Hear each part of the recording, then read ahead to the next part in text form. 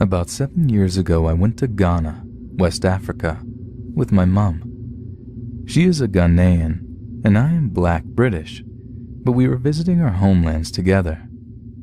At the time I was 14, but my childhood was not an easy one, so I was, and still am, as sharp as a bullet.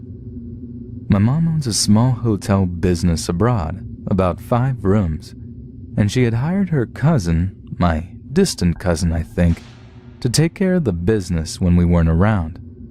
She took him out of a village that had no electricity or gas, and he had been the caretaker of my mom's business for as long as I could remember at the time, whilst my mom and I are in London. Now I know that sounds very nice of my mom, but she can be a ruthless woman. She is the source of my greatest pain and my greatest love, but she can be a little brutish and cold, but she will never let anyone fuck with her. She's gone through some in Ghana, and her journey to get to London illegally was quite the James Bond story. But anyway, onwards. We found out that he had been stealing money from her, so that was the purpose of our flight. We surprised him at the hotel by just turning up randomly. The next day, my mum sacked him, which means he would have to pack his things and go back to a very poor mud hut in his village. Akwasi has a wife and 3 kids, all of whom are in poverty too. When this happened, I wasn't at the hotel. I was in the city's center in Accra, in a very populated market with my mum's friend. However, for some reason, as I was walking about, a sudden sense of terror washed all over me. I'm 21 years old now, and since I am a people person, talkative, social, etc., but has also gone through some shit, I am good at reading people, and I follow my gut because of these things. I told my mom's friend that we should go back to the hotel. I was on autopilot when my body just started moving on its own, and suddenly I was sprinting back to the hotel, and he kept telling me to wait as we ran. When I got there, the woman staying in the hotel was standing outside crying, and she looked at me and hissed very low, "Run, or he will kill you!" Both me and my mom's friend are like, what the fuck? When I arrived, the back entrance to the small hotel was wide open. I bolted into the corridor and found my cousin standing outside a locked room with a machete and a passport screaming at the top of his lungs. I immediately hid behind the corner so he couldn't see me, and in my language he said, "I'll fucking cut you like a butcher with his meat, and you and your daughter. This is my building now." My mom's friend stares, freezes up, and then bolts out of the door of the hotel.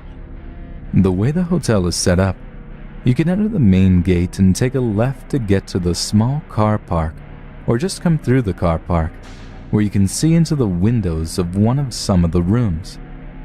Because of the high rates of armed robbery in Ghana, like full-on guns, knives, and gangs bursting into your house, stealing your shit and killing you in cold blood, loads of houses have iron railings around their windows to prohibit entry, but it also prohibits exits. I ran back outside and dragged a chair from nearby, next to the window of the room that was locked, and my mom was crying behind the door, shaking. I have never seen her like that in my life. She saw me, and she froze, and then vomited on the floor. I mouthed to her that I will rescue her, and she shook her head and told me to run. Akwasi, Crazy Machete Man, rounded the corner. I screamed and ran the other way. He chased me, but there was a distance between us, so I managed to crawl under the huge car gates and tell my neighbors. They kind of already knew because my mom's friend who took me to the market had already told them. They then went and called the chief of the area. In about 3 minutes, over 10 huge fucking men are following me and my mom's friend to the hotel. My mom is really kind when she wants to be, and it helped these guys out by bailing them out of poverty. They disarmed my uncle and beat the shit out of him. I then found out that he had been holding my mom's passport in an attempt to stop her from leaving the country. My mom comes out of the bathroom and she's really shaken up. My adrenaline crashes when she's in safe hands, and I'm shaking incredibly badly. We hold a group meeting about my cousin with my close neighborhood members in the hotel, but I sit outside because I'm too scared to sit indoors with my cousin Akwasi. Then my mom calls me inside, but when I go in, Akwasi is absurdly nice to me. I kind of ignore him because I'm incredibly scared. He makes me and my mom a mug of hot tea and chocolate as an apology for losing it earlier. The other neighborhood members are drinking some tea too. I glance at my mom, who is blowing the top of the tea because it's really hot. Then I stare at my mug, and for some reason, staring at the cup of hot chocolate made my blood run cold. I ask my mom who made the tea, and she says Akwasi, but she agreed not to fire him due to his circumstances. At that time, I chided myself for being paranoid, but I'm so glad I followed my gut. I refuse to drink it. It is 2 p.m. and it's dry season in Ghana. It's so hot that it would be stupid to drink hot chocolate at this time. The drink looks fine, but something seems off. Its color is slightly gray. So I lean over to smell it, and it doesn't smell bad, but it smells chemically, like a strong mosquito repellent of some kind. My mom can't smell it because she's been crying, so her nasal passage is all blocked up. She picks up the mug to have a sip, and I tell her that mine smells weird. I give it to one of the elders of the neighborhood to smell, and they agree it smells quite sharp. She puts the cup back down before she can have a sip, and suddenly the cup's rim is black as fuck. When my mom asks Akwasi what's in the cup, he doesn't even miss a beat. He doesn't hesitate to tell her it's loaded with rat poisoning. We keep a bag of it behind the fridge just in case we have an infestation or something. At this point, my whole body feels like molten lava. I have never, and I will never feel that kind of blinding hot white rage in my life ever again. I remember launching myself at Akwasi, who is over double my age. I remember digging my fingers into his eye sockets and sinking them as hard as I could until I drew blood. I understand why people can be blinded by anger. When I came conscious of my actions, I was being hugged tightly by a tall, black, hulky man and hyperventilating like crazy. My stomach was scratched, and the bruises on the side of my face were huge. Akwasi says that he wants to commit suicide an hour and a half later, and my mom gladly hands him both cups of rat-poisoning beverages and tells him to down them both and do the whole world a favor.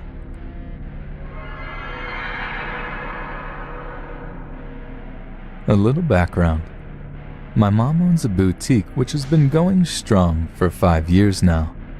Tonight was her anniversary party, which was held at the store. Quite a few of her friends and employees were there, just having a good time. Being a 17-year-old male, I didn't want to spend all day in a boutique. I spent the day with some friends and left just as it began to get dark. I decided to stop by the shop party and say hi to my mom and her friends. On the way over, I noticed it was a full moon. That turns out to be quite the coincidence, since everyone says full moons bring out the weirdos.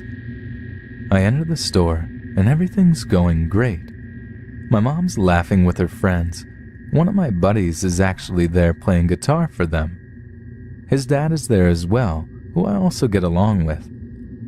I began talking to my mom's friends, who were asking me all the usual questions that friends of parents ask. I was actually having a pretty good time. Then a large man, looked to be in his 20s, came in. He was well dressed, clean cut, and appeared to be in a good mood. My first thought was he's in here to buy something for a girlfriend. He goes up to a group of my mom's friends and casually asks, "Are there any demons in here?" Everyone looks at him, obviously puzzled. "What?" someone asks. A little louder, he says, "I'm looking for demons. Are you demons?" My mom and a couple of her friends approached him, but I couldn't fully hear what they were saying. In a smart-ass tone, the man yells, "Should I call you demons or should I call you bitches?" That's when my mom and her group snap back, demanding he leave. "Are you kicking me out? Am I not welcome here?" He keeps repeating those questions. My mom didn't back down. She just kept looking straight up into the guy's eyes. Adrenaline kicked in. I started fearing for my mom's safety. I was carrying my pocket knife, and somehow my brain decided it was too short to do any real damage. At this point, I'm already moving towards them. On my way, I notice a large liquor bottle, which I instinctively arm myself with. I'm coming up on his side, but one of my mom's friends, Amy, is between us. I reach my arm around her and try to move her out of the way. She doesn't budge and starts trying to calm me down. This man is still going at it with my mom, calling her a bitch and threatening her. He kept saying things like, "I'm gonna have to come back here and finish this." Even though Amy is still between us, I have a clear shot at the guy. The bottle was very round and didn't have a long enough neck to use as a handle, so I cocked it back best I could, about to slam it on his head. And then someone yells, "Oh my God, Joey's gonna hit him!" I freeze. He turns and faces my direction, but strangely not directly at me. "Who's Joey? I want to see Joey." He repeated those questions several times. Then my mom starts calling out for me to come over, though there was no fear in her voice. I prepared my arm for a second attempt at a strike, but several of my mom's friends got in between us. Somehow Barbara, one of my mom's friends, started calmly talking to the guy. They started talking about Jesus, and he yells, "Jesus is a girl." Barbara responded with, "Okay, sorry. God bless you." He seemed to get annoyed and said, "It's Jehovah. Jehovah bless me." "Okay, sorry. Jehovah bless you." "I am Jehovah." She got him to walk out of the store with her. Adrenaline and panic filled me, and I tried to follow them, since I was still intent on smashing the bottle over his head. But Barbara turned around and told me to stay inside, so I did. I stood there and looked out the glass door as she talked him down. Eventually they hugged, and he walked off into the night. My mom called the area security guard, and they came to the shop almost instantly. We told him what happened, and he went out and did a quick search for him. He didn't find him. He told us, "All the weird ones come out this time of year." That's when I mentioned the full moon. After that, everything went back to normal. Truth be told, I was pretty shaken up, and still am, obviously. I found a hammer under the counter and sat by the door the rest of the night. Whenever one of the women would leave, I'd escort them out to their car and make sure they left safe. I keep going over what happened in my mind, even though I know the situation ended perfectly. No one hurt, and there was no physical contact. I take martial arts, but I'm pretty lightweight. This guy was a lot bigger than me, so I know it's stupid of me to have wanted to have initiated a fight with him. It's just hard hearing someone call your mom a bitch and threaten her right in front of you. I'm just glad I was there to help. The weird thing was, he appeared perfectly sober. I'm almost positive that he has a mental illness and was off his meds. I volunteered to go up to the shop during the evenings and sit with whoever's working. I guess I'll update if anything else happens, though I hope it doesn't.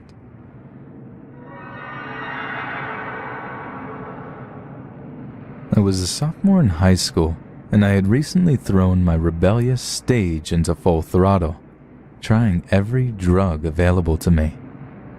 The one drug I've never tried is meth, but as life would ironically have it, I started dating this meth addict named Richard.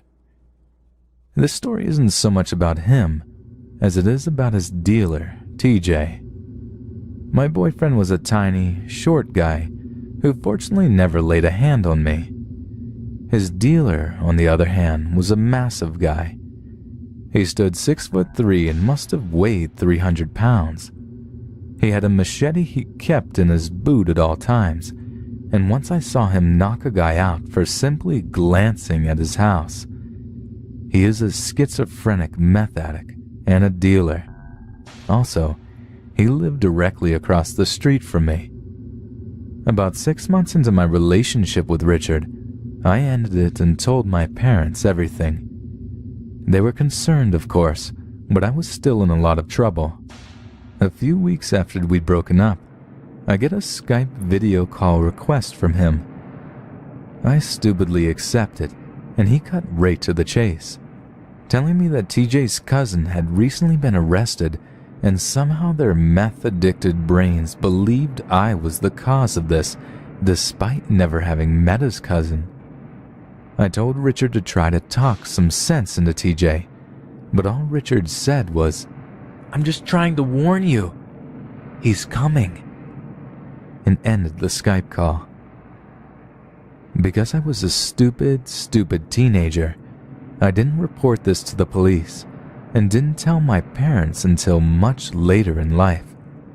I think my reasoning at the time was that I was using a lot of drugs myself and was afraid I would get in trouble as well.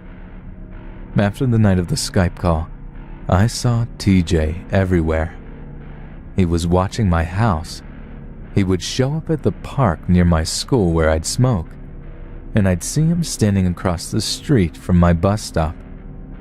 He never said anything or made any moves. He just stared at me. This continued on for months, ramping up my anxiety and making it impossible for me to sleep. I started falling asleep in class and finding riskier places to smoke near campus to stay away from him. It was total agony, knowing that something horrible was coming, but I was still too dumb to do anything about it. Luckily, TJ got busted after 3 months of watching me because some ladies suspected he was making meth in his house. He's still in jail from what I know, and I never saw Richard again after that Skype call. I hope I never have to see him again, and I would be smart enough now to contact the police if I do.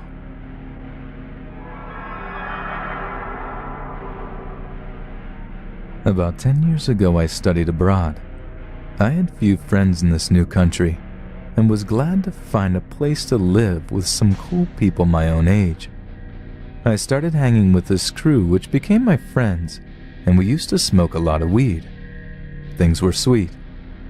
There was this one friend of my roommates, Frank, that came over to our place from time to time. I thought it was odd because he was like twice everybody's age.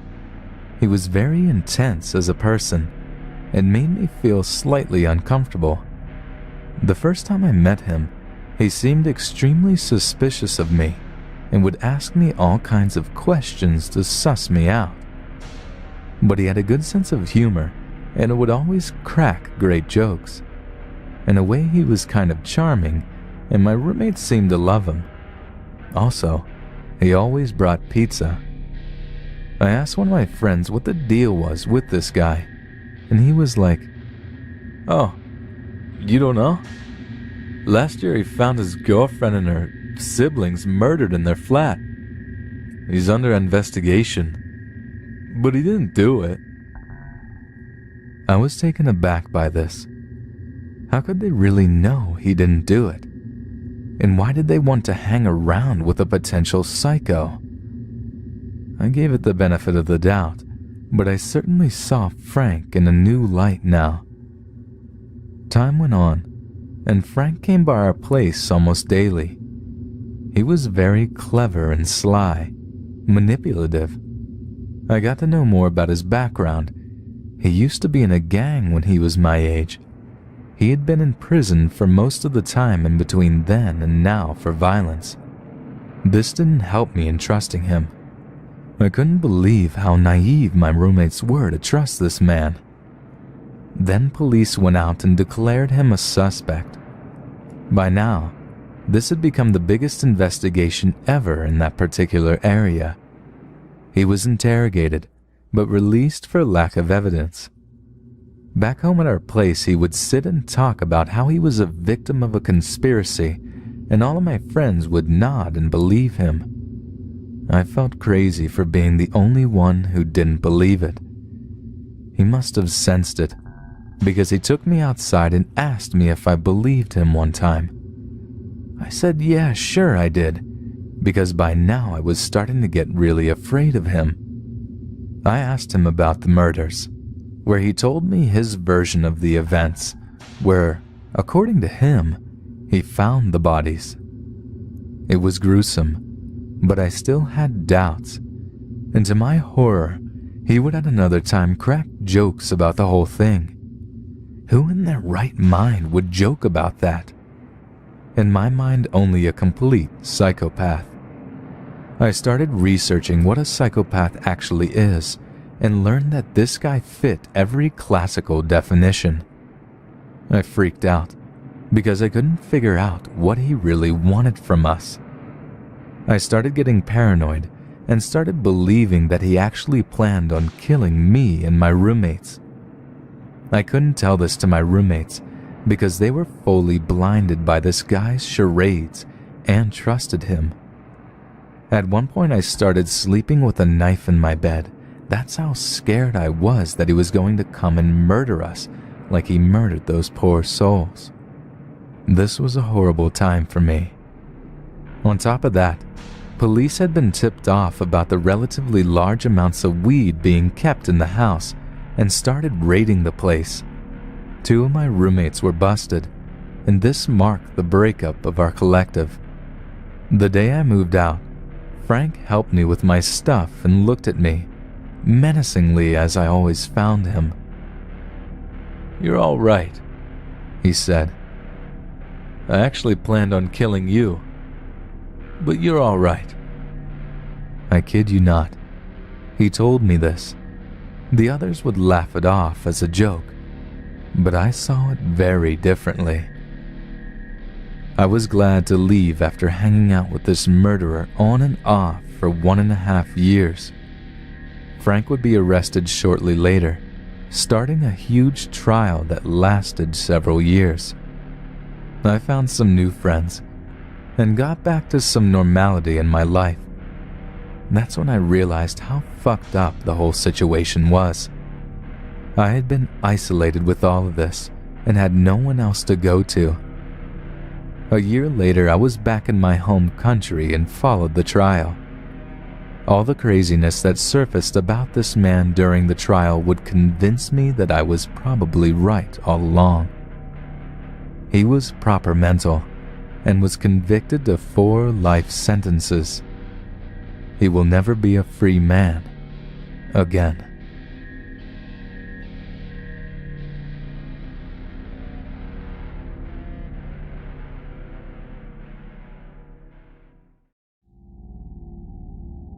So this story happened about 4 years ago when I was about 13.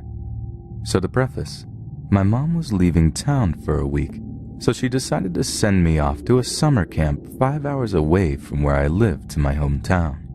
This camp was a week long in the summertime in the forest in the middle of nowhere, doing camp kind of things and staying in a cabin, and we had to take biology class every day. The biology teacher was this middle-aged white guy. like maybe 30s to 40s. Nothing really extraordinary about him. So for the first half of camp, he comes off as a little bit flirtatious towards me, but I really didn't think much of it, because although creepy, no red flags had risen. So maybe 4 out of the 7 days into the camp, all the kids and the teacher went to a beach at a lake a little ways away from our campsite to talk about the environment and whatnot. We had to walk there, which was about 30 minutes. Everyone was up ahead of me, and I was lagging behind because I had hurt my ankle earlier. So I was the last person in line, and ahead of me was the teacher and ahead of him was the rest of the kids. When we were walking along the beach, I noticed the teacher turns his head around and he starts staring at me, smiling. His smile isn't completely creepy, but it's definitely edging more towards creepy than friendly. I noticed that at his hip is his camera. To explain a little bit better, he was still walking ahead of me, head turned and smiling at me, looking in my eyes, and to his right side he had his camera pointed towards me by his hip. What the fuck? I kinda just smiled meekly and didn't do anything about it. I've always been a non-confrontational kind of person, especially since I've always been petite average size. Especially at the age of 13, I was roughly 90 pounds. Nothing unhealthy about me. I've just always been an average height and naturally really skinny individual. Nothing else really happens the next couple days, except on the last night I woke in the middle of the night and see him looking into my cabin window. I was creeped out and he just walked away. The next day I avoided him on the way back to town. My mom picked me up from our town and we came back to my current place of residence, and I didn't tell anyone about it because I didn't think it was that significant. I know people might scream about how I should have come forward with this information, but I figured it wasn't a totally big deal since he didn't lay a hand on me or come off as a complete perv to anyone else, and I would have had literally no witnesses or proof to back me up, and for that I regret not coming forward to anyone. But again, I didn't think it was a totally big deal, and I never saw him again. I kinda just forgot about it, until years later this summer, he got caught for being involved with child pornography. The police found tons of child porn on his phone, and other creepy things like him being at McDonald's and taking pictures of children and zooming in on their butts and just violating things like that. He's in jail now, but creepy summer camp teacher, let's not meet again.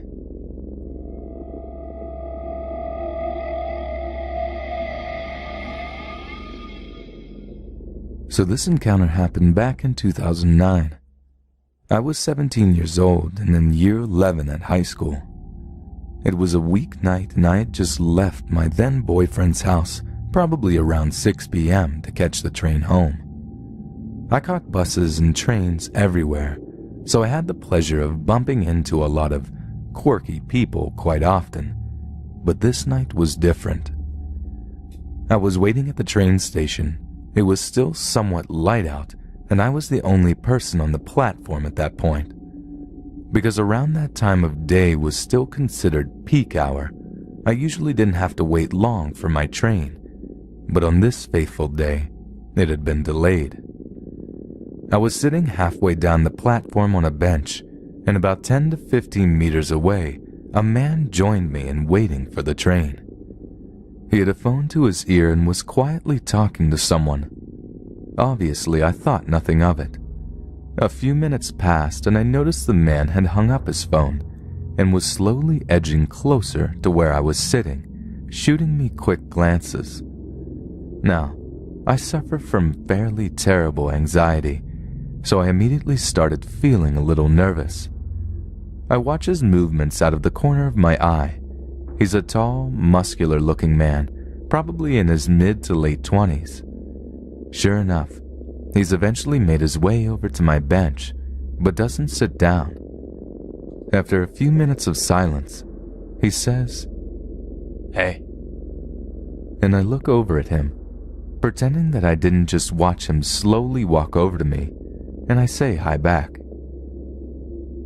"Where are you going tonight?"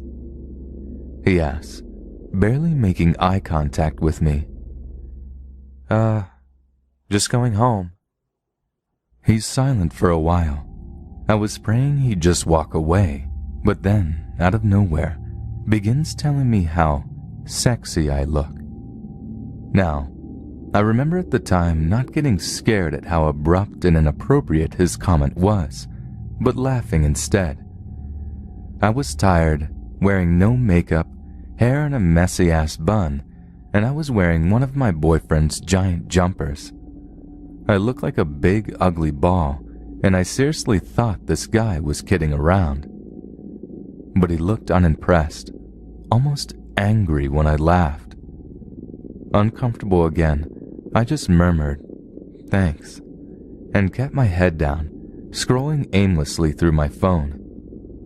He then asked me how old I am. I tell him 17, underage, but that definitely doesn't deter him. "You should come with me," he says, and I immediately begin to panic all over again.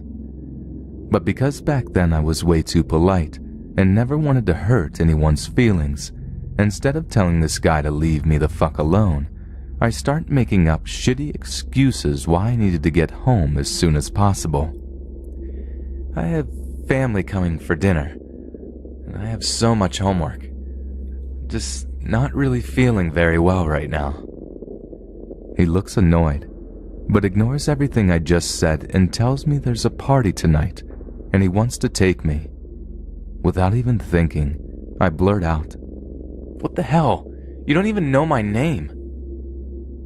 He suddenly sits down next to me, his face serious. He tells me his car is in the parking lot about 100 meters away, and we should just go now. "It'll be fun. There's drinks and music, and I'll buy you some new clothes before we go anywhere." By this point, my heart is beating out of my chest, and I just want him to leave.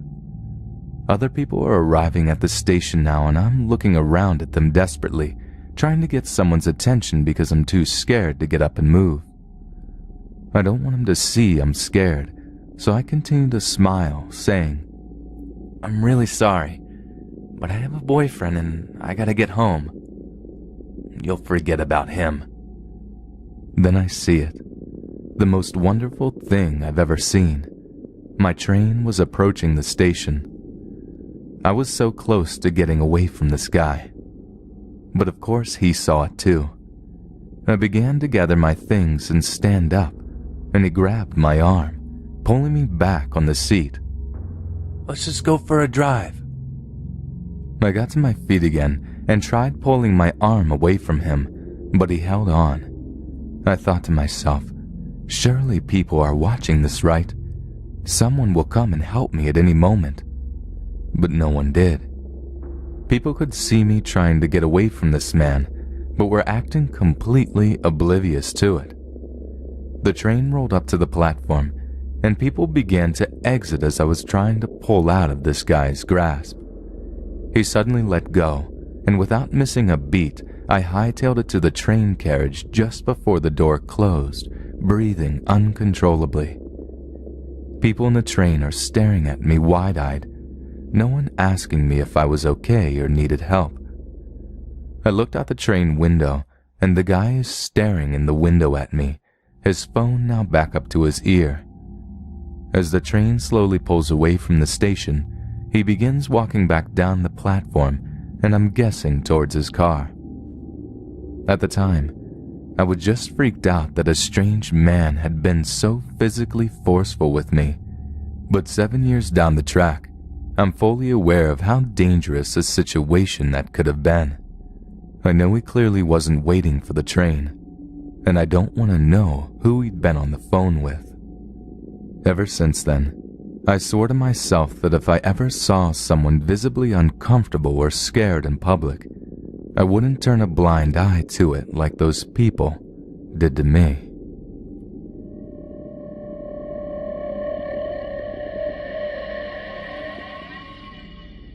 This happened about a year ago. A little info about myself. I'm a 19-year-old female, and I am also very small, I'm 4'11" and weigh 95 pounds soaking wet. No, I don't have an eating disorder. My 11th grade year of high school is when this event took place. It was within the first 2 weeks of school, and I was a bus rider, and we had a new bus driver. Me being a very social person, I always thanked him for his service and was always super nice to him, and I believe that's where I messed up. One day after school, I was riding the bus. I was always one of the first to be dropped off, so when I realized I had been on the bus for an extra 10 minutes, I was a little curious and just chalked it up to the fact that the bus routes get changed all the time. At this point, I have been on the bus for about 30 minutes, and there's 2 kids left on the bus, an old friend of mine, and of course myself. This friend of mine lived in a very remote location, and there was absolutely no cell service out there, so when we dropped her off, I couldn't call my parents to let them know what was happening. As we were leaving this area, the bus driver pulled into a cemetery and told me to look out my window. When I did, I saw a torn to shreds baby deer. My whole body went into shutdown mode. I didn't know what to do. My initial reaction was to pull out my phone and call my parents when I remembered I had no signal. I immediately got up and ran to the back of the bus. Keep in mind, I'm the only kid on this bus. We sit by that deer for a good 10 minutes, and the whole time I'm in the back and my blood is absolutely boiling. It was everything in me to not run off that bus and look for help. When we started to leave, he just started talking about random stuff, like how he loves his wife and loves his new job as a bus driver. The whole time he's barely paying attention to the road. I get on my phone and go to Google Maps. Thank God they work even without service. I realized my house was 15 minutes from where we were, and I was super excited to be going home soon. Boy, was I wrong. This jackass then decides to take a shit ton of back roads and keep talking to me. The while time I'm sitting in silence still with no service on my phone. So about 20 to 25 minutes later, I start seeing landmarks that are around my neighborhood. I look down and see that there's service on my phone. I immediately call my father, but he doesn't answer. Not even 2 minutes later, we pull into my neighborhood, and he drops me off at my house. I wanted to run, but for some reason I just stood in my yard and stared at him, frozen in fear. Eventually he pulled off, and when he did, I took off running into my house. My parents were in their room freaking out about where I was. My mom started grilling me about where I was and what I was doing. I usually get out of school at 2:15 and got home around 4:45-ish. On a normal day I would get home at 2:30, so my mother was very upset. My dad's phone was dead because he tried to call so many times. I began to cry and tell them everything that had happened. My dad was furious and called my school and used my mom's phone to record the whole conversation between my dad, the principal, and myself. My principal was extremely pissed off about what had taken place, as was my dad. My mother was just cuddling me, asking me if I was okay and if anything else happened. I didn't go back to school for about 2 days. There was no formal investigation. The school handled it themselves. The bus driver denied everything, and when they checked camera footage, the camera happened to be covered by a sticker or something of that sort. Thankfully, nobody believed the bus driver, and he was fired. I haven't rode a bus ever since.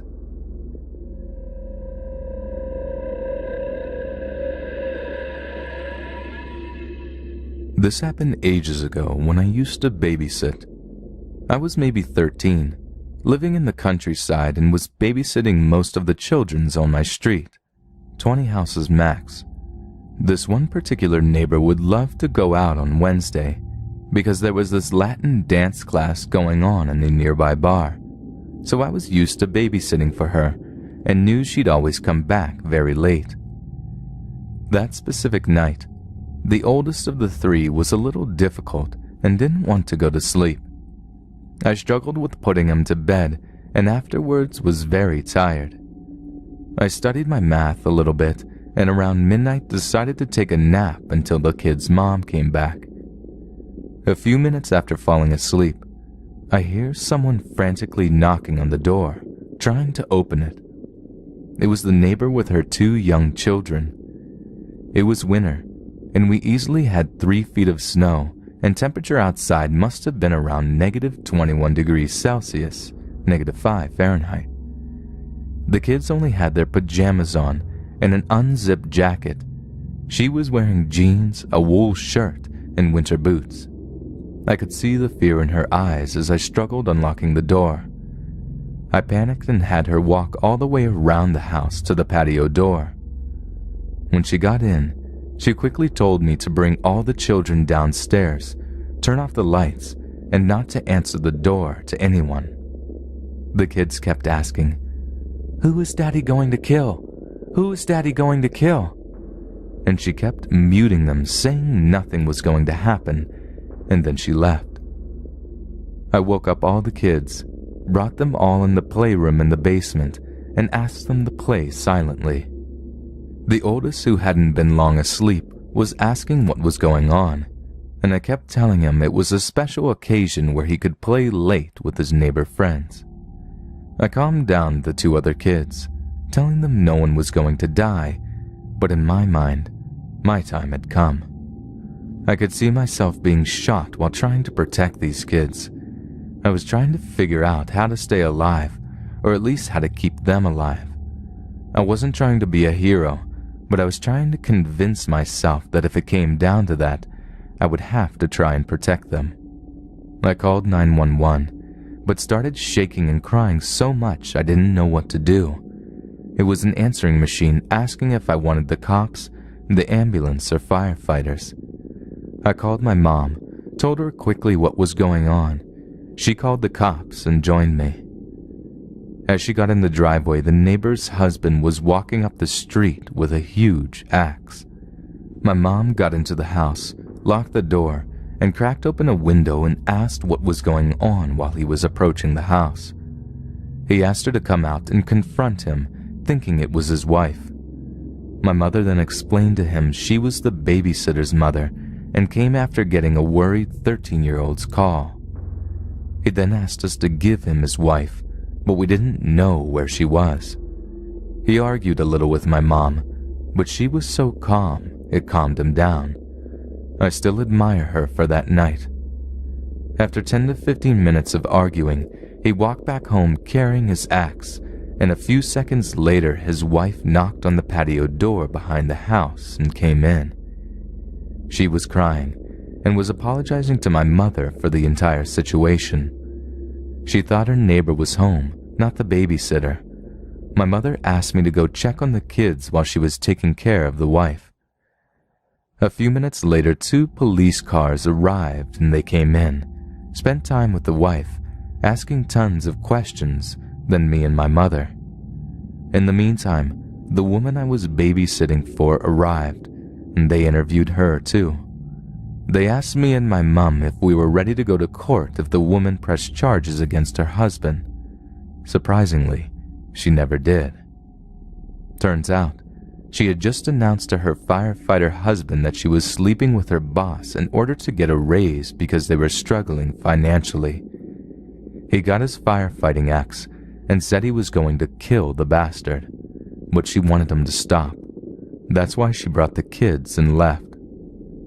I was always scared of him afterwards, and whenever I saw his children, I would check if they had any signs of violence, but they moved about 6 months later, and we moved 2 years later. So firefighter, let's never meet again.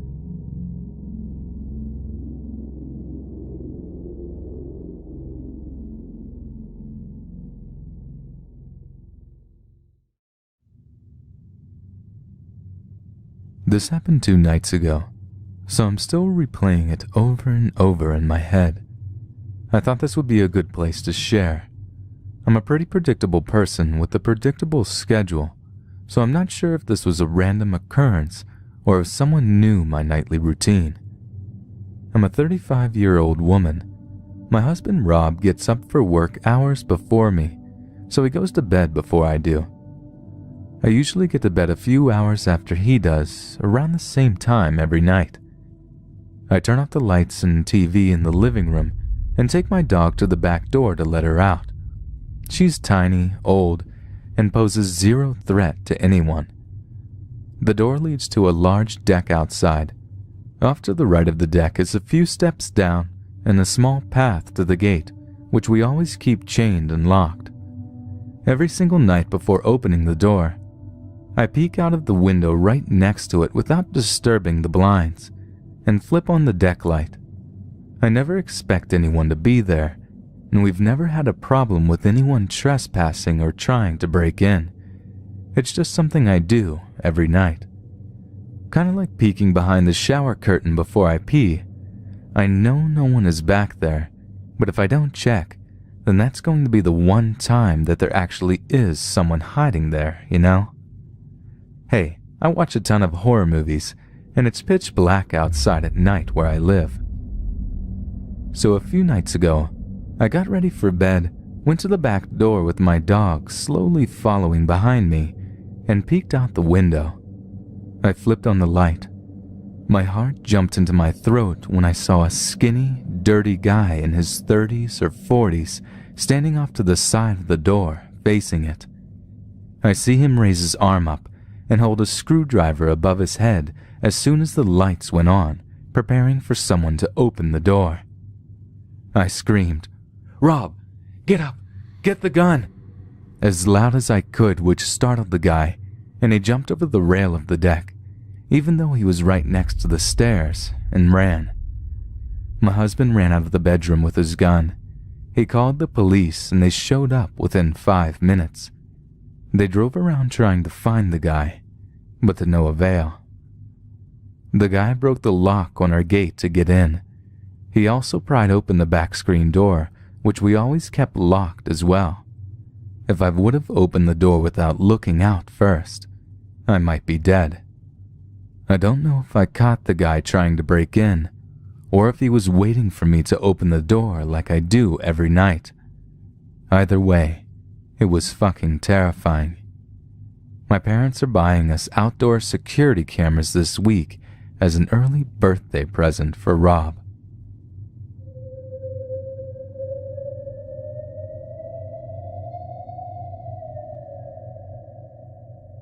My girlfriend's lease is up and looking for a room to rent for the remainder of college, so being a student turned to Craigslist, she finds a great-looking house in a brilliant location about 30 minutes from the university and a 2-minute walk from the main street of a lovely little town. The rent's kinda cheap too. The house is a 3-bedroom, 2-bathroom place and there's 2 guys living there. One was 24 and the other was 35 or close, I can't remember the exact age, who both work together. My girlfriend goes for a visit and meets the said guys. Thinks they're pretty decent, but the older one is a little odd. She decided to move in. All goes well for a couple of months. She gets to know the guys better, and turns out the older guy has been homeless before, and had a pretty rough start of life, but now he's firmly on his feet. She chalks up his weirdness up to that. I come for a quick visit and meet these guys myself. Younger one is great, very talkative, and generally a nice guy. Older one is very quiet and keeps to his room a lot. I thought he was pretty weird too. I know you're waiting for a horror story, so here it comes. About a month or so after my visit, I get a phone call from my girlfriend who is in tears. She said the police have raided their house with a warrant for child porn. The police have seized everyone's electronics, laptops, tablets, etc. Everyone in the house was like, what the fuck? Obviously my girlfriend was absolutely terrified. She knew it wasn't her. I think the police did too. She managed to get her stuff back pretty quickly after a few trips to the station. Me and her both guessed it must have been that older guy. Turns out it was the older guy. One day he packed up a backpack of stuff and just left the house, left his keys on the table, never to return. We suspect he was basically running away. He left all of his other stuff in his room. Remember I said the guys worked together? The younger guy told us a few days after the older guy had run off that the older guy went in the office and basically admitted it was him, and that he's been doing it for a while, and that he's going to turn himself in. Naturally, he got fired on the spot. Obviously, he didn't turn himself in, and he has since vanished.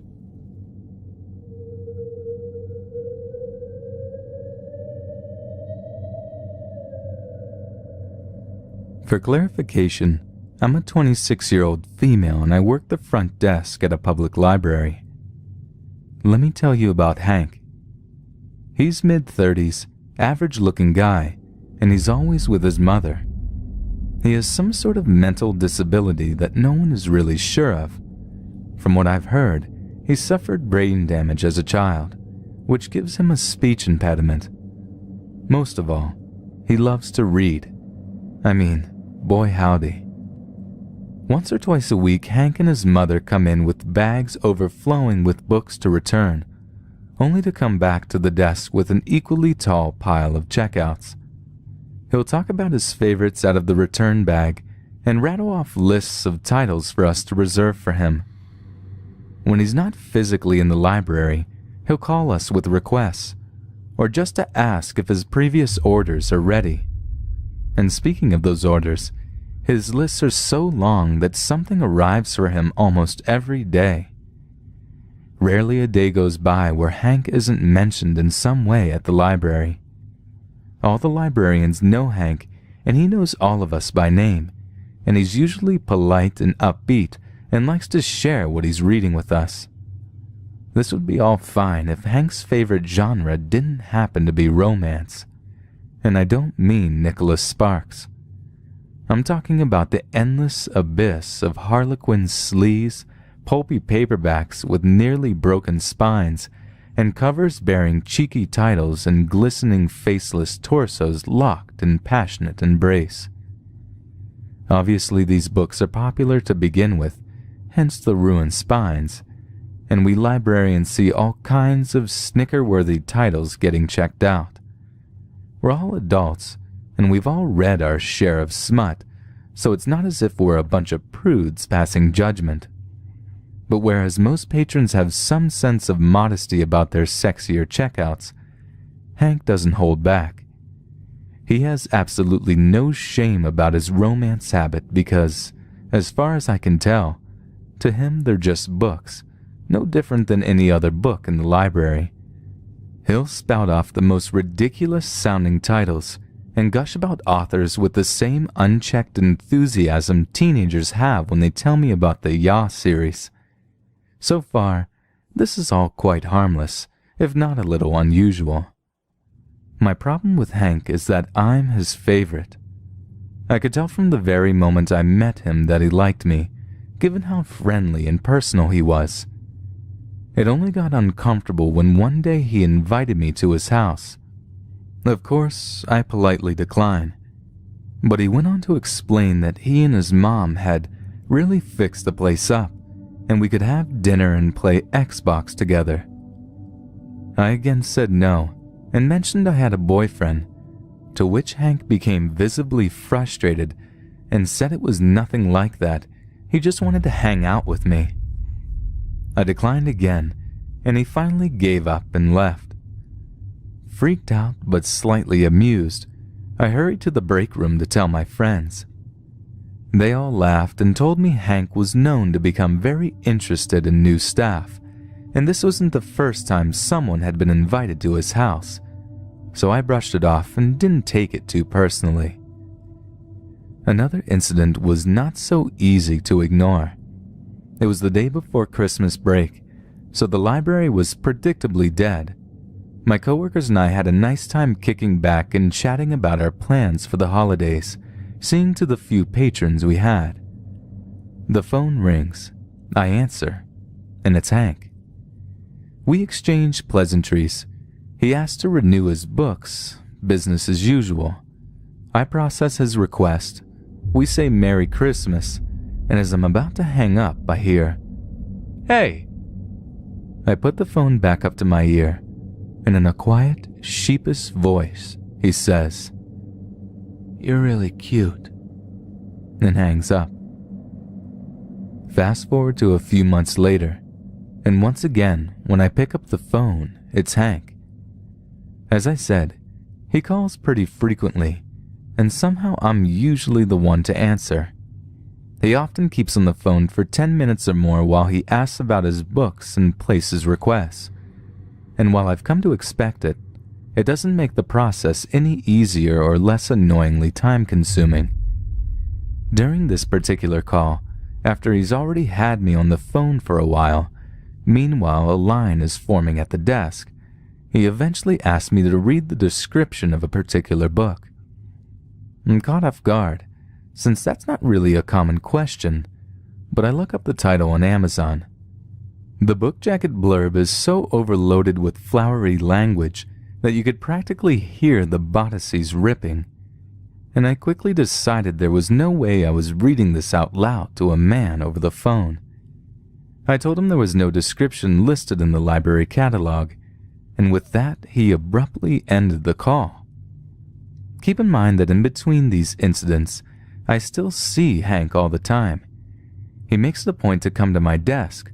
When I'm with another patron, he'll wait, even if my coworkers are available to help him. When he's got me, he's very reluctant to let go. He spends as much time as he can at my desk, fiddling with his bag, asking redundant questions, all the while clearly racking his brain for what to say next. He always tells me how nice I look. Meanwhile, his mother stands next to him, avoiding eye contact with me, mostly silent. When she does speak, it's only to say, "Hank!" with an insistent tone whenever he dawdles for too long at the desk.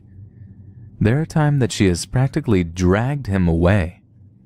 Her sheer embarrassment bordering on contempt used to bother me out of sympathy for Hank. These days, I wonder if she knows something we don't. The latest incident was the tipping point. Hank and his mother come in, unloading their returns into the bin, Hank already babbling about what he wants renewed. His mother quickly disappears to do her browsing, and I set to filling Hank's request. Then he asks if I could tell him what he currently has on hold. He orders so many he rarely remembers what he ordered, and I'm already inwardly groaning when I see the list has over 30 entries on it. I start reading the titles out loud, which start off with sci-fi fantasy. Then suddenly I'm careening down a list of 20 books that all include the term Bad Boys. It was a fucking series, and each title was more puntastic than the last. I tried to be professional, but I'm sure my disgust was obvious as I kept reading out the titles. I felt like everyone was listening to this and enjoying my discomfort, Hank especially. When I finally reached the end of the list and looked up at him, he was beaming, his eyes wide with excitement, and suddenly I felt sick. He leaned in and said, "What was that last one?" My helpful librarian mask was completely gone by this point. I set my jaw, shut my eyes, and said slowly and without a hint of sweetness, "I like bad boys." Hank flashed me another huge smile, said a quick thank you and ran off, practically giggling with glee. After that, I took my break and hid in the back until I was sure he and his mother had left. That last bit happened about 2 weeks ago. Ever since, I have tried my best to avoid Hank. When I see him coming, I make myself disappear. There's not much I can do about the phone calls since that's left up to chance. But when I have spoken to him, I'm usually efficient, yet unfriendly. I hate to be that way, but it seems to be working, since he doesn't seem to hunt me down the way he used to. I'd like to think he's made the connection between his behavior and my sudden coldness, but I doubt it. And even if he has, it hasn't stopped him from engaging in similar conversations with the other younger girls at the library. Maybe I'm an insensitive asshole prude, but I simply don't believe he's as naive as he appears. And it's a little unnerving to humor a grown man the way you would a teenage boy. Either way, I can only hope he'll eventually run out of printed smut and make the leap to digital. then whatever happens is between him and Amazon.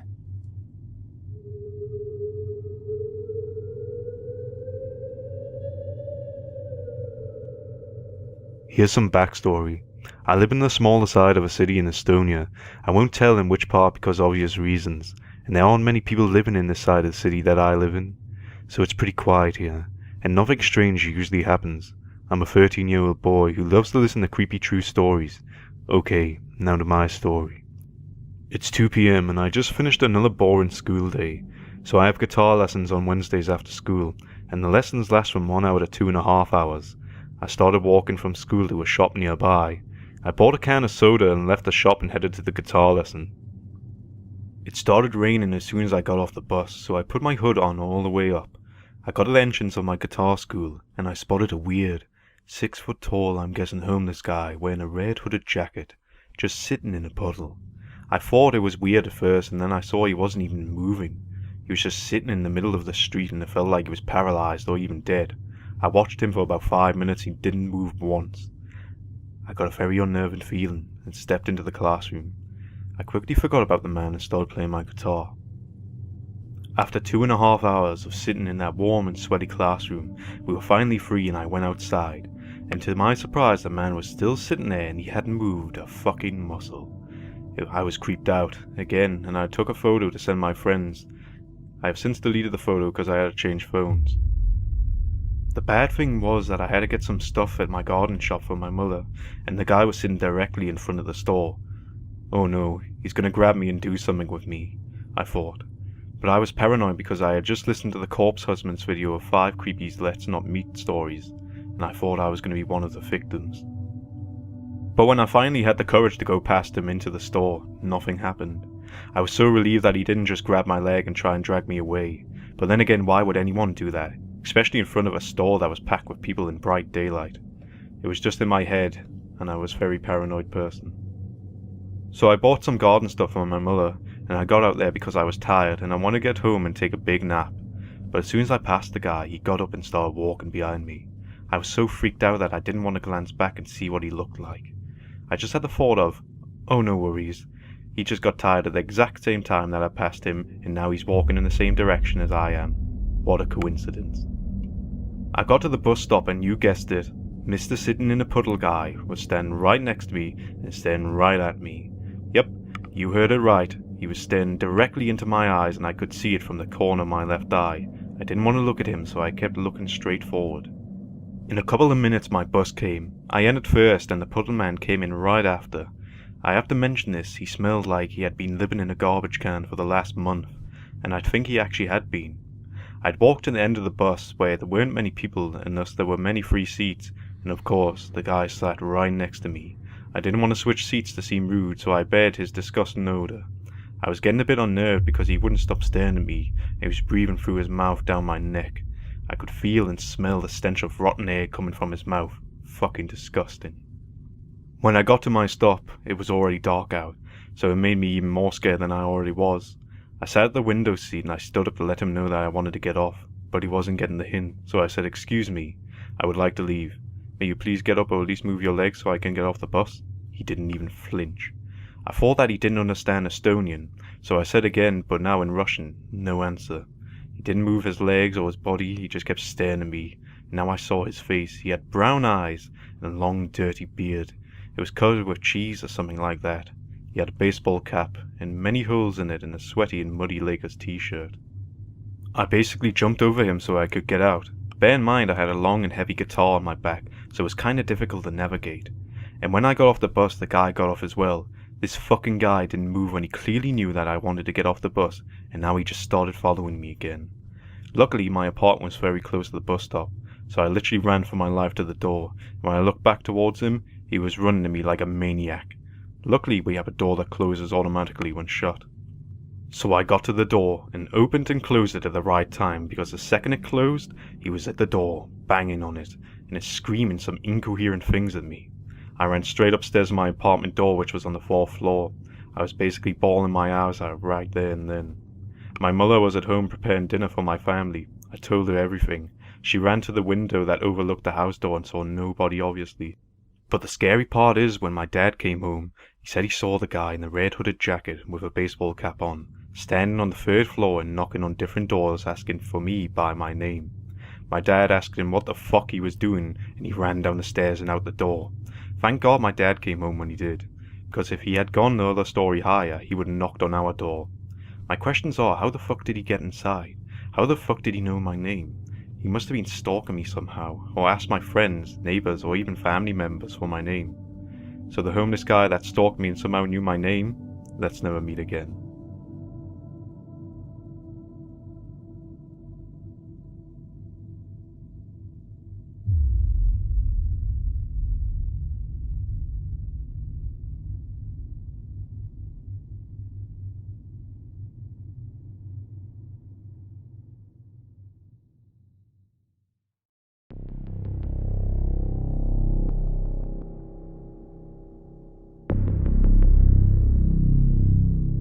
I work in a fairly busy hospital downtown, in the NICU. I usually work at night, and I kid you not, this happened to me less than 5 minutes ago.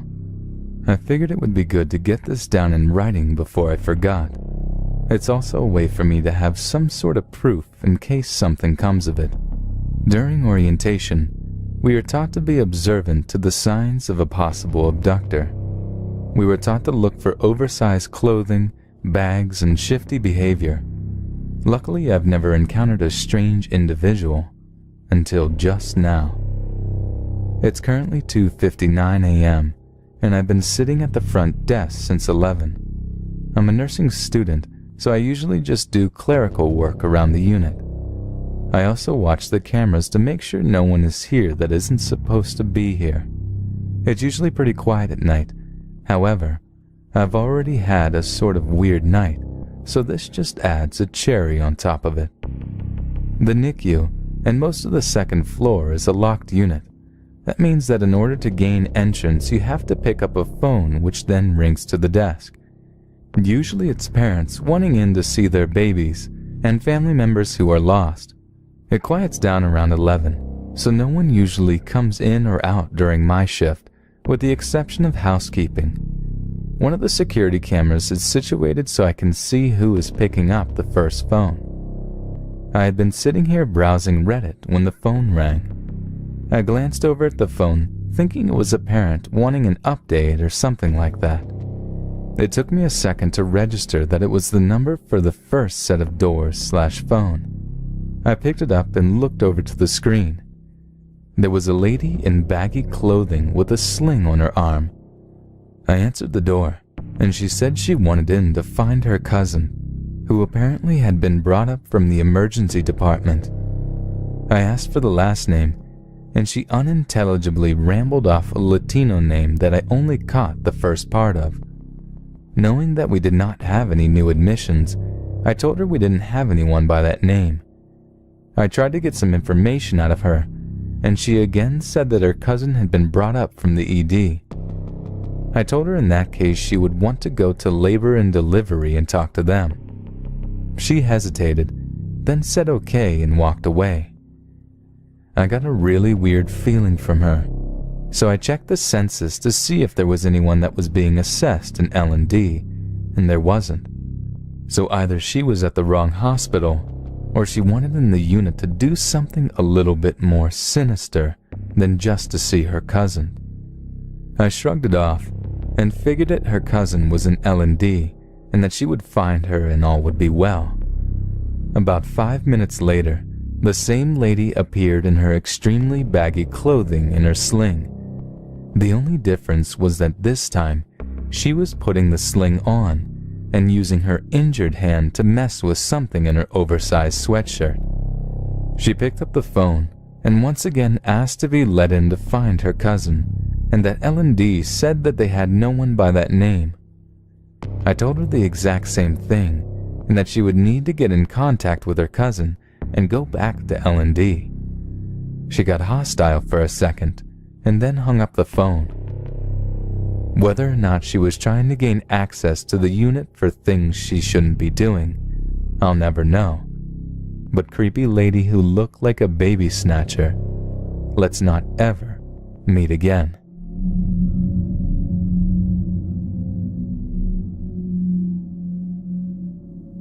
About 14 years ago, a friend and I were living on the edge, sneaking out of the house after her father had fallen asleep around 1 a.m. She lived in a safe, quiet neighborhood, and our main, or only, goal was to walk around, chat, see if there were any cute, adolescent boys outside on a similar mission. But after about 20 minutes of walking around, our dreams began deflating, because it seemed like no one else was out. But then, my friend spotted a boy about 200 feet down the road. We could tell his hair was green, and we already believed that maybe he'd be edgy enough to spark some interest. We slowly approached, and as we walked by, I distinctly remember that we made eye contact before continuing on and giggling like nervous school children.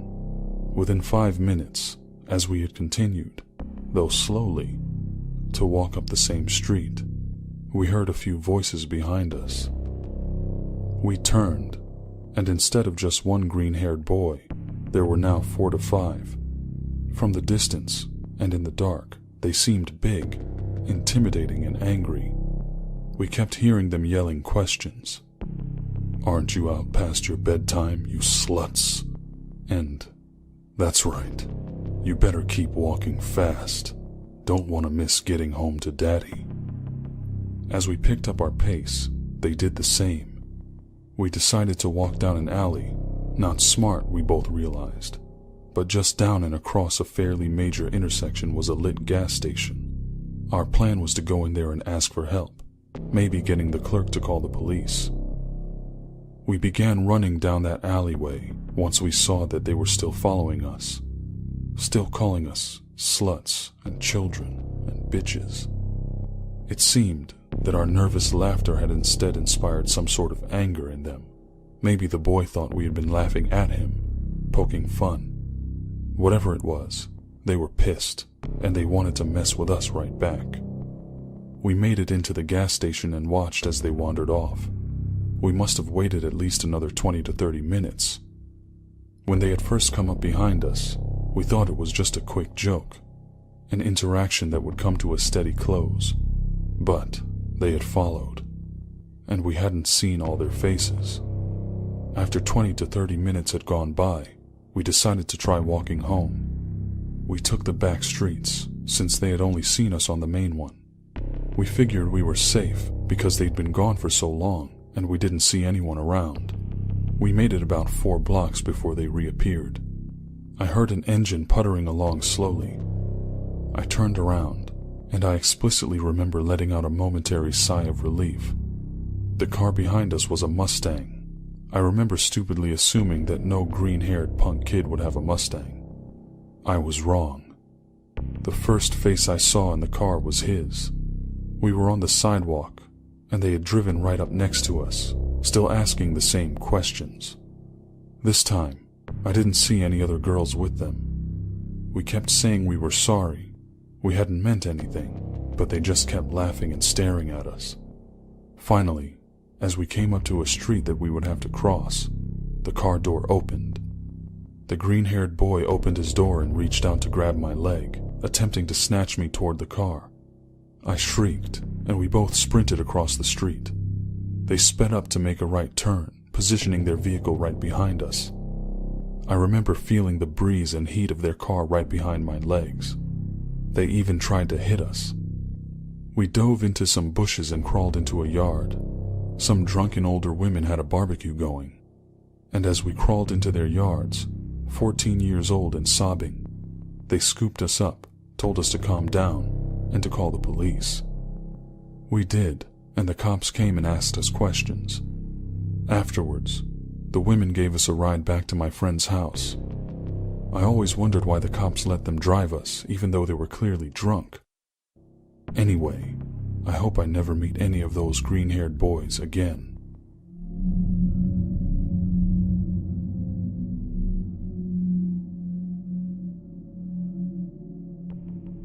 This story takes place on a winter's night in a small town in southern England. I'm a male and was around 17 at the time. I was over at a friend's house for a few drinks as we were too young to hit the pubs and the weather too cold to drink in the woods as usual. My friend lived around 2 miles from where I lived, and around halfway home there was a shortcut through the woods, where we regularly hung out, which would shave off a precious few minutes on my walk home. We were having a good time, and enjoying a few cans of cider. I think it's a rite of passage for English youth. And at around 11 p.m., I decided to head home, as I had work the next morning. I headed out of my friend's house and through the alleyway to the main road. It was here that I noticed someone on the other side of the road, about half a mile back. I thought nothing of it. It's a quiet town, and I had made this walk plenty of times before without issue. As I started walking, I felt an odd sensation, and the hairs on my neck started to stand on end. I turned around to see the person had crossed the road and was now walking on the same side of the road as me, still a way behind, but I could see it was a large man with a hooded top on. Being a relatively switched-on person, I decided to cross the road to see if he copied me. No sooner had I done that. Sure enough, the man followed suit. At this point, I started to nope out and walk faster. I kept checking behind me, and he too was walking faster, and there was a glint of something in his hand. Now it could well have been anything, but my brain was telling me this guy had a knife. I continued walking until I was around 100 meters away from the shortcut. Now, I had a decision to make. Do I take the shortcut through the woods? Or do I continue another half mile towards the main road, where there was likely cars? As I mentioned earlier, I spent a lot of time in those woods, and felt that I would at least have a chance to lose this guy in there. I looked back, and the guy was around 200 meters behind me now, and gaining fast. My fight or flight kicked in, and I started sprinting towards the gate and the shortcut. Now, the shortcut was a small, unlit dirt road, wide enough for a car to fit down, with back gardens on one side, long grass on the other, and tree roots littering the path. As I rounded the gate and onto the path, I checked back, and the man was fully sprinting behind me. I got about 10 meters down the path and tripped on one of the roots, falling flat on my face. Part darkness, part alcohol is to blame, I would say. I knew I had seconds to make a decision on what to do before he got to the gate. I didn't think I could get up and go quick enough, plus my knee was shot after falling down. I did the first thing that came to my mind, and I rolled off of the path and into the tall grass, and lay there, trying to be as silent and still as possible. A moment later, I heard the gate rattle, and someone walk up the path behind me. Unable to see, as I was lying on my front facing forward, I prayed that he would not spot me. The man lingered for a moment around 4 feet away from where I was laying, catching his breath. He was breathing real heavy, and I could tell he was straining his eyes to try and see down the path in the dark. After what felt like eternity, he started walking off down the path, and I watched him go as far as I could see in the dark. My heart was beating fast, and the adrenaline was pumping through my body. I had sobered up very fast, and was now acutely aware of every single noise in the woods. I waited around 10 minutes after I last saw him before getting slowly to my feet. I very slowly made my way towards the road, listening carefully for any noises that were out of place in the woods, and keeping a low profile, moved back towards the gate. As I reached the gate, I heard a loud bang behind me. I spun around and saw a black cat had just jumped onto one of the fences. No sign of the man. I made my way onto the road, and managed to get home without any further incident. Needless to say, I was incredibly wary whenever we returned to the woods for a drink. Potential knife-wielding murderer. Let's not meet.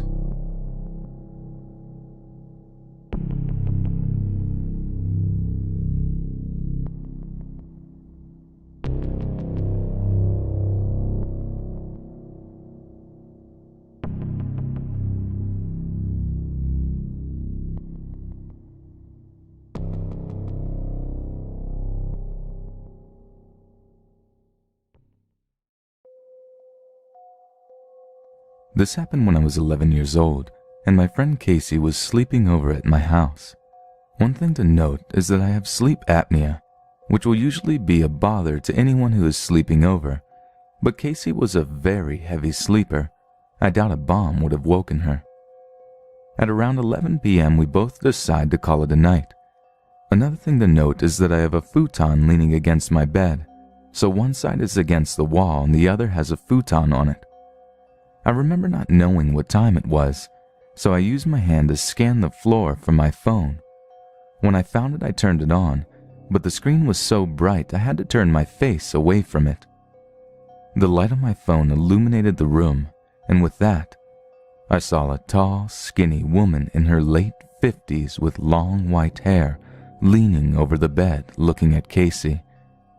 I, of course, screamed and the woman ran. The way my house works is that my mom's room is right next to the stairs, and he had to go through my brother's room to get to the stairs. When my brother hears me screaming bloody murder, he immediately awoke to see the woman running out of my room. My mom opened her door, and my dog came rushing in front of her to attack the intruder. My dog isn't a German Shepherd or any kind of attack dog. He's a yellow lab, but if he comes to, he will defend us with his life. He bit the woman's ankle and my brother pinned her down while my mom and I had called the police.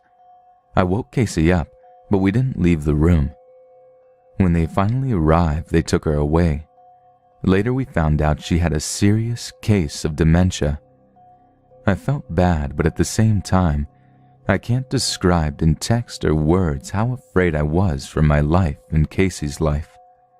A few days later, I was cleaning my room, and when I was moving the bed to clean under it, I found multiple food wrappers and juice boxes. God knows how long that woman was under my bed.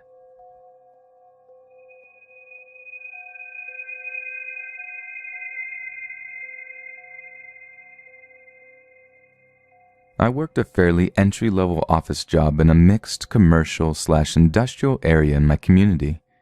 Because of the nature of most of the work in the area, mostly manufacturing and construction type jobs, it wasn't uncommon to see people walking around with canvas pants covered in oil and being a little dingy looking.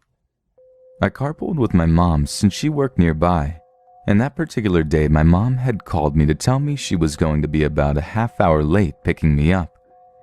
Instead of waiting at my work for her, I decided that I would walk to the coffee shop nearby and wait there for her. It was late in the afternoon, 4 p.m., so very quiet. I was the only customer in the shop when I sat down at a table to read a newspaper. A few minutes after I sat down, a very handsome middle-aged guy walked in just a few minutes behind me. He was very attractive and had a very comfortable charm to him, but it really struck me how clean he looked for the area, especially wearing coveralls and work boots. Didn't think too much of it at first, honestly. So when he asked me if he could sit with me and chat while he waited for his own drive, I said okay. We actually had a nice conversation for a while, until he started asking personal questions about me. They were not very specific questions, but in hindsight it seems really weird to me. At the time though, perhaps it was naivety. I just kept talking even though I started getting a really strange vibe. I started to get uncomfortable when I asked him what he did for a living. He told me he worked at a nearby manufacturing place and that he had been working there for about a year. Then he told me it was the first job he ever had, so he was really excited about continuing his career there. Remember, this guy is middle-aged. Not only what he said, but how he said it struck me as so strange. This became my first bold and waving real red flag to get the fuck out. I instantly had a moment where I was like, wait a second, what middle-aged man is only 1 year into his first job, especially in an area that can't really be shrugged off as prolonged education, rich parents, etc. To me, that screamed recent prison release. On top of that, for him to be so clean despite him saying where he worked, nothing was adding up. I immediately started texting my mom under the table and said that I was really uncomfortable and she needed to come ASAP. I continued talking to him like nothing was weird, but deep down I was really regretting telling him anything about myself in case he followed me. So when my mom pulled into the parking lot, I quickly K-thanks bye'd out of there and hopped in the car. As she pulled out of the parking lot, I see him leave the coffee shop and hop into his own car. Now, remember in our conversation he had told me he was waiting for a drive. If I would have been paying attention to him as he came in, I would have realized it was a lie and he drove himself and would have avoided the whole situation. Obviously, I'm really freaking out. I quickly explained to my mother what was going on and she sped off down the street. Looked behind us. Who was there? Guy in his car. She purposely ducked and dove all sorts of bizarre streets and went in circle after circle. He followed us for close to 30 minutes before giving up. I don't know why I didn't report my experience to the police. I just was so shocked that something like that would happen. I went on with my life and shook it off as nothing had happened. Fast forward to about a week, and my mom picks up a newspaper only to find that on the front page there is a picture of the one and same very handsome man. He had kidnapped a woman and shoved her into the trunk of her own car, drove her, while she was in the trunk, about 200 miles to another city, forced her to take all her money out of her bank account, and then abandon her there with no wallet and no vehicle. If not for my mom, I could have been screwed. Fortunately, the woman was not physically injured or sexually assaulted, but I cannot imagine spending hours in the trunk of your own car not knowing what someone was going to do to you. It's been about 7 years since this happened, and I still have some serious trust issues with strangers. I didn't work in that area much longer. It became too difficult for me. While I did work there, I had previously gone to that particular coffee shop daily during my lunch breaks, and still, to this day, I have never been back there.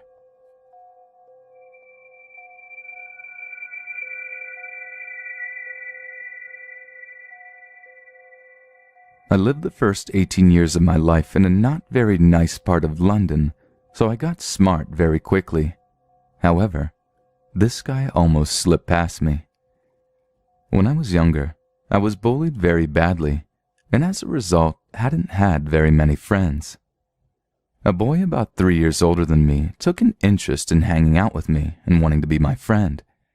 He'd occasionally walk with me home from school and pick my little brother up from school.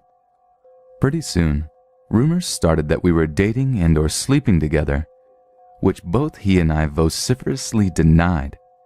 He said he wasn't a creep and that he couldn't see me like that because I was 11 and he was 14 or 15. Our friendship sort of became more distant after I moved schools in the middle of year 8 because of the bullying, but we still hung out every couple of weeks until he got a job at a local branch of a large UK supermarket chain, and I went to an agricultural college, and as a result worked stupid hours on a farm. Because of my hours in the winter, I'd often leave home in the dark and get back in the dark. To top it off, I had to walk through a park to get to the train station. Out of the blue on my way back one evening, I bumped into him in the park and we got chatting, and I foolishly gave away the fact that I had to walk through the park a lot. I never saw him again. I went away to university and made friends, but thought it was odd he hadn't been in contact for so long. About 6 months after I started university, Some people I went to school with reached out to me on Facebook and asked if I was aware that my old friend had been arrested and tried at the Old Bailey and was convicted of 1 rape and 2 sexual assaults. I refused to believe it until I got in contact with the police and the arresting officer recognized me from the evidence gathered from my now ex-friend.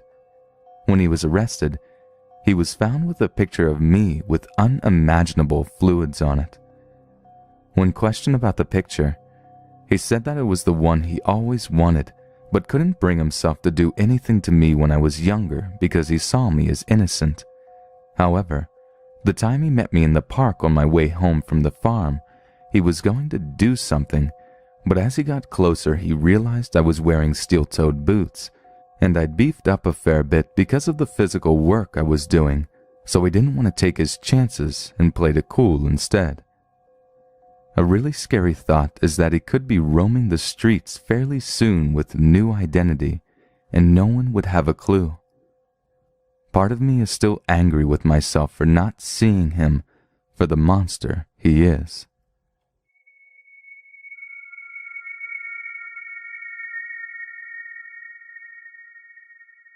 When I was 15, I got my first job in my tiny rural town at an artisanal tea shop. Once the summer months rolled around, my job became working an iced tea stand outside. It wasn't a bad gig, but it did inspire a lot of irritating and slightly creepy individuals to talk to me for long periods of time. One day, the scruffy guy who seemed a bit off wanders over to my tea stand and starts chatting with me. I kept trying to steer the conversations towards him buying an iced tea, but he was only concerned with talking to and about me. We'll call him Tom. He starts asking me how old I am, where I go to school, my name, etc. As I was still young and naive, I told him, trying to be friendly. Tom then proceeds to tell me his entire life story. He told me how he was in his early 30s and his girlfriend died, and that he had overdosed on heroin on a bathroom floor. No exaggeration. He stood there for hours going into detail until my boss had to come out and tell my friend to leave. I was definitely put off, but thought it was more sad than anything else. The next day at work, Tom comes back to my job. The moment I saw him, my stomach started turning. Great. Another day being annoyed, huh? Tom immediately pulls out a 10-page handwritten love letter he wrote for me. I began reading it, but it was mostly just literary porn. He then continues to tell me he's never met anyone like me, and how I wasn't tainted by the world yet. This guy flat out told me I was his angel sent from heaven. Great. The next few days, Tom comes back every day I work with the letter. Eventually, I just began throwing them out, or refusing to take them, and my boss had to tell him he wasn't welcome there anymore. If this was where it ended, I probably would have forgotten about it by now. When he lost his chance to contact me while I was working, he started messaging me on Facebook. I recently looked back at some of the messages he sent me. One in particular was a fiction story he wrote about me, the conclusion of which was basically that he had decided I was too beautiful to exist, and that my existence was torturing him, so he pushed me off a cliff. I would block his account, and he would make new ones, and message me poems, stories, and letters from there. After a while, he must have gotten sick of me telling him to F off, and stop messaging me. Fast forward about a year and a half. I'm 17 and working at a dingy restaurant in the same town. It was a very laid-back job, and I got along well with all my coworkers. One day, to my dismay, I see Tom walk through the door. I kid you not, I saw this guy's whole face light up with glee when he saw me. I'm surprised he didn't see the horror written all over mine. Again, he comes straight to me and doesn't buy anything, just starts immediately saying how I still look like an angel. I think he found me working here by accident, but once he figured it out, he was not giving up.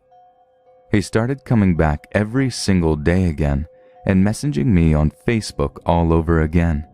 I couldn't believe he was still doing this.